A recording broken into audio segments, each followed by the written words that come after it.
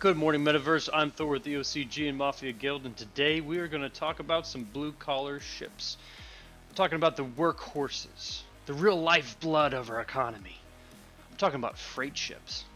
Now, there are 3 freight ships right now in Star Atlas. There will be more, but the 3 that we're going to go over are the Fimbul Packlite, the Rainbow Ulm, and the Rainbow Arc. So, let's get started. Autobots, roll out! Autobots, transform and roll out!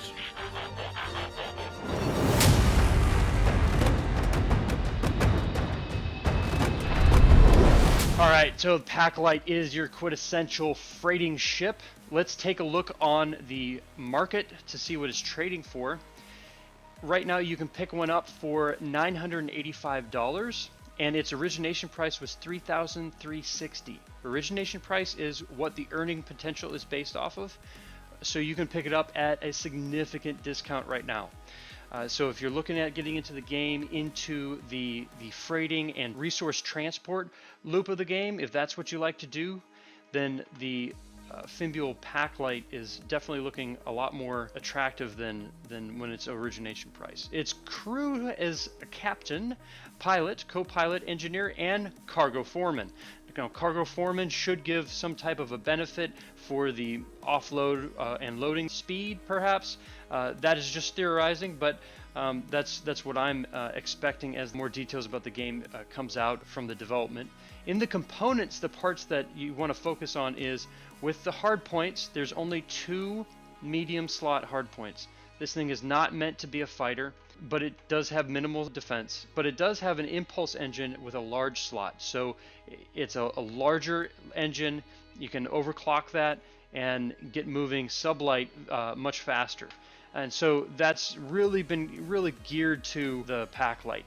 Now, the modules are something that you really want to take a look at, and you can see in some of the pictures where you have 2 cargo slots, medium cargo slots, which is actually having 2 cargo slots is a little bit more than some of the other cargo and freight type ships. And so that's a big deal, and you can see on the top is kind of an empty rack, and the bottom is where the freight containers are.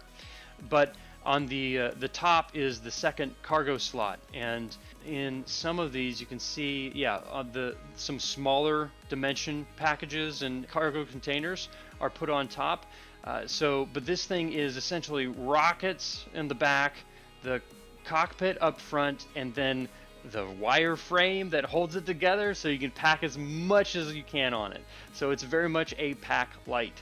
But it does have the 2 fuel slots, so you should be able to travel a lot farther distance, or at least significantly farther distance than regular ships. You know, the interior is exactly what you would expect from the Fimbul manufacturer line. It's very bare bones. The cots that remind you of being in a college dorm, very, very minimal. But, at least you got stuff like entertainment and an arcade game. They think about their employees, so that's important. But this is going to be really a get business done type of ship, and you look at the details of it. The width is 24 meters, height 17.7, and then length is 58 meters. So this should have a decent amount of space and decent amount of room to really move some product. So if that's the type of trading space game loop that you like playing, then the Fimbul Packlite is going to be a great option to take a look at. The next ship we're going to look at is actually the Rainbow Ulm. Now, the Rainbow Ulm, I've already done a full review on that, and I'm going to have that linked in the description below. So let's go through it real quick. We'll do a market update, and right now you can pick one up for $7.99, so just about $800, and its origination price was $2,400, so also significantly reduced. And the Rainbow Ulm, the biggest things with this one is that it only has 1 cargo slot. It does have 4 medium hard points, so it's got a substantial amount of defensibility to it, and it does have a large engine, impulse engine. The other thing that's kind of unique about this is it has an art gallery. small slot for an art gallery, which a lot of people at first, if they're thinking about transporting and trading, kind of scoff at that and like, oh, I'm going to exchange that out for at least another cargo slot with the modules.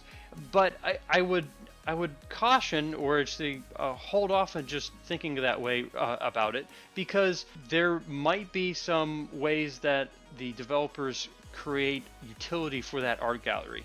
I've heard some talks or discussions, nothing solid, but kind of theorizing that there might be a way to use some of those NFTs in your art gallery to maybe benefit yourself beyond what just a cargo slot would do. So I'm going to keep my ears out for details on that, but that's the Rainbow Olm. And so let's go take a look at the Rainbow Ark. And now this is a big bad cargo ship that I actually would really like to pick up personally. So let's take a look at that. Now the Rainbow Ark is a large freight ship. Okay, so a class bigger than the other ones.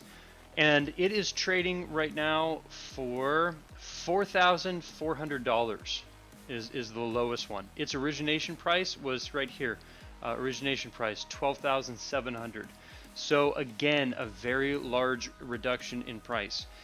If you're looking at getting into the game, this would be a lot more attractive, and the earning potential is based off of this origination price. But the Rainbow Ark is 38 meters wide, 30 meters tall, and 130 meters long. So it is a much larger ship than the others. It's got a captain, pilot, co-pilot, 1 engineer, and 2 cargo foremen.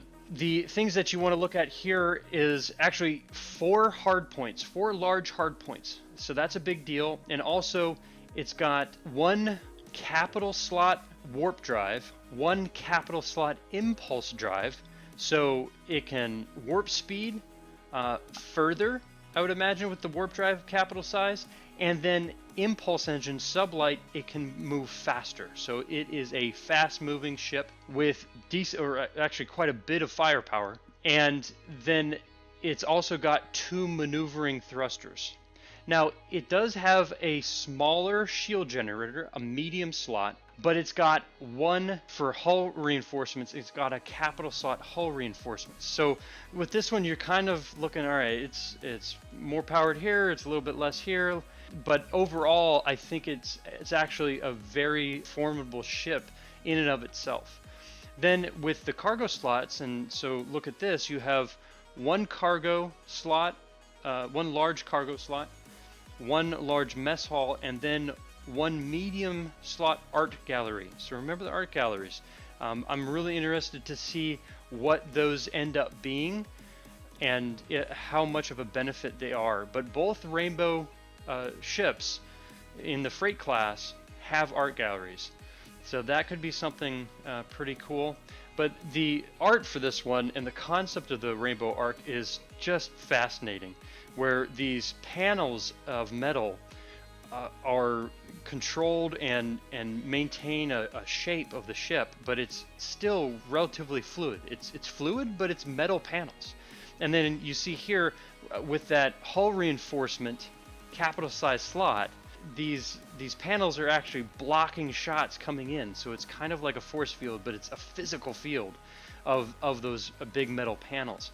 Very cool concept, and you can see it's kind of like it separates and then solidifies. That's just a really neat idea, and how that would work with separating, setting down on cargo, and then reforming. I don't know exactly how they're going to make it work, but there's the concept art shows a large amount of space, and you should be able to haul a significant amount of resources from point A to point B and have a reasonable expectation of getting there safely because of its hard points and its defensibility. So it's pretty well balanced there for a freight ship, in my opinion, compared to like the Packlite, where it's very much a freight focused ship. And we'll see as some more freight ships come out to be able to compare it better, but I imagine the Rainbow Ark is going to maintain a pretty high standing with any other ship that comes out. And then just like the Rainbow Olm in its own video, it shows some cool looks that it can take on, and the skins that you'd be able to play. Really neat looking ship, cool concept. I'm a big fan of the Rainbow Arc. Those were the freight ships for Star Atlas up to this point. Hopefully that was helpful. Don't worry about liking or subscribing, but if you know somebody that would find this useful, please share it with them. If you're interested in joining the Mafia esports organization, or if you just want to drop me a line and talk more about Star Atlas, I'm always looking for people that are interested and can bring more depth to those conversations. So reach out. I've got links in the description below, and if you can do that, then today was a good day. Good morning, members.